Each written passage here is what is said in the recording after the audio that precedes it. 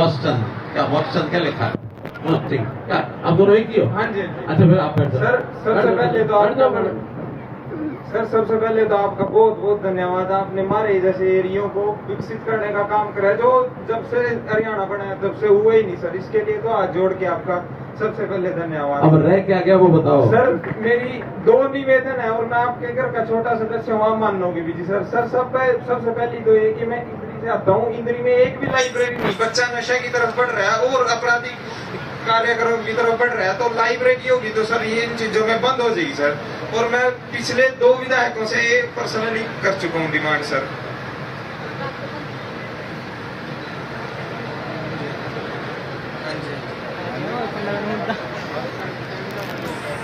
क्या यार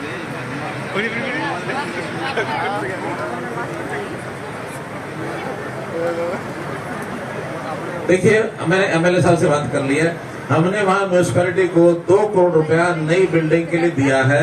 उसमें से एक पोर्शन लाइब्रेरी के लिए बनेगा और लाइब्रेरी के लिए जो बिल्डिंग का पोर्शन बन जाएगा तो पहले चरण में वहाँ जो लाइब्रेरी उसका कोई फर्नीचर लाना होगा या और कुछ करना होगा, उसके लिए पहले चरण में 15 लाख और अगले चरण में फिर किताबें जितनी चाहिए वो मैं भिजवाऊंगा अलग से। और सर दूसरी बात, एक दूसरी बात जो मैं कह रहा था, प्लीज सर इसको पूर्ण होने दे। अरे पहले तो पूर्ण हो ही रही है। जी, जी, सर। अरे आप बात करो तो मैं समझ जाता हूँ, पूरी करनी क्या आपकी बात पूरी हो रही है। सर मेरे सीटी में 80 नंबर है और मेरे को पता है कि पारदर्शिता से नौकरी देने का काम सिर्फ आपने करा है, क्योंकि पहले तो जात और एरियावाद के हिसाब से नौकरियां मिलती थी।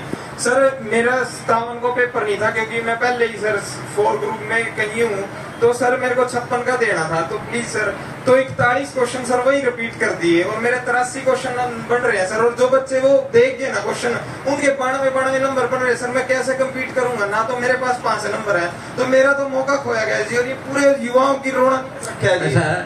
हाँ जी, ऐसा मेरे पास 2-3 इसके आंसर है, फाइनल कोई नहीं है, लेकिन टोटल बताए। बस अपने परिवार के छोटे सदस्य के तौर पे आप आंसर दे दें सर। देखिए 56 का कंपटीशन तो 56 वालों से है। हाँ जी, 57 का कंपटीशन 57 वालों से है, मिला के कोई नहीं देगा। हाँ जी, ठीक है ना?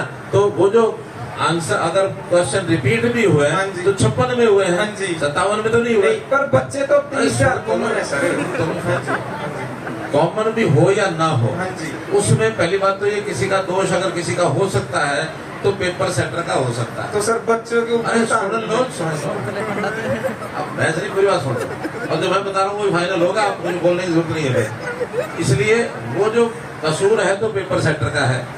दे दो माइक, दे दो माइक, दे दो। पेपर सेंटर दोनों पेपरों का अलग अलग था, 56 वालों का अलग था, 57 वालों का अलग था। अगर एक ही पेपर सेंटर होता ना फिर तो हम कहते हैं कि जानबूझ के किया गया। एक बात, दूसरी बात, किस्मत का खेल देखो, पहले होना था 56, फिर होना था 57। अगर वो होता तो कोई बात नहीं थी। अब कुदरती 56 वाला जो होना था उस दिन कोर्ट ने स्टे लगा दिया, हमने फिर उस कोर्ट को स्टे को तुड़वाया, तो 56 वाला बाद में चला गया, 57 वाला पहले आ गया। इसका मतलब कोई किसी की मानसिकता तो उतनी है, गड़बड़ नहीं है। तो सुनिए, तो तीसरा, अब 56-57 वालों में भी जो लोग आगे अगले ग्रुपों में हैं वो भी एग्जाम देंगे, उसकी तैयारी सब कर रहे हैं।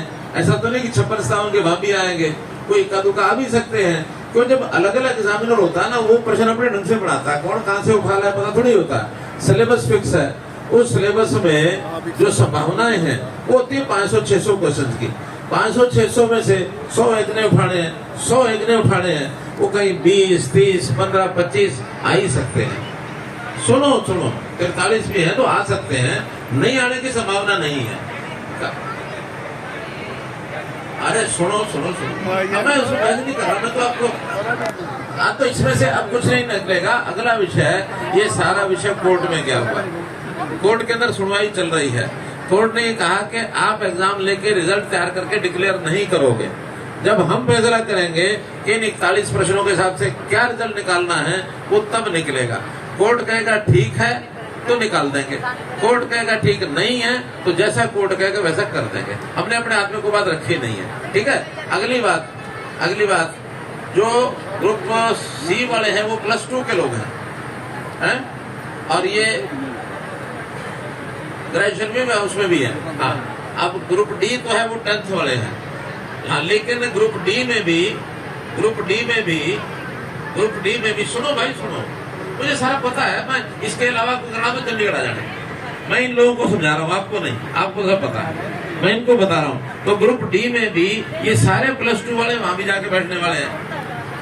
ज्यादा यही हो सकता है किसी का चांस ग्रुप सी में नहीं आया, किन्हीं कारणों से नहीं आया, वो 10वीं वालों से ऊपर है, वो जाकर के ग्रुप डी में तो नौकरी ले ही लेगा, मुझे ये भरोसा है। वहाँ 10वीं के लोग कम पास होंगे, 12वीं के लोग ज्यादा पास होंगे। तो ये चीजें कुछ किस्मत पर छोड़ो, जितनी आपको जो मिल जाए, आप अगर होशियार होंगे, कहीं ना कहीं कितनी नौकरी भर रखी है आपने, कितनी भर रखी है? 5 ग्रुप है ना, तो भाई एक में अगर गड़बड़ होगी, 4 तो बाकी है ही आपके हाथ में, और ग्रुप डी भी आपके हाथ में है। इससे कहाँ लगा हुआ है? आप अभी क्या काम कर रहे हैं? एक जगह हो चुका है, सिलेक्शन हो चुकी है। अरे भैया उम्र पूरी पड़ी है तेरी, तो इसमें झगड़े में क्यों कर रहा? मैं कुछ नहीं कर सकता, कोर्ट करेगा जो करेगा। आपको मैं समझा रहा हूँ कि कुछ बातें ऐसी होती हैं जो आपके मेरे हाथ में नहीं है। वो पता किसके हाथ में? बता दूं? वो पता किसके हाथ में? वो इसके हाथ में। किसके? और नौकरी की किस्मत मुझे मिलना बाद में।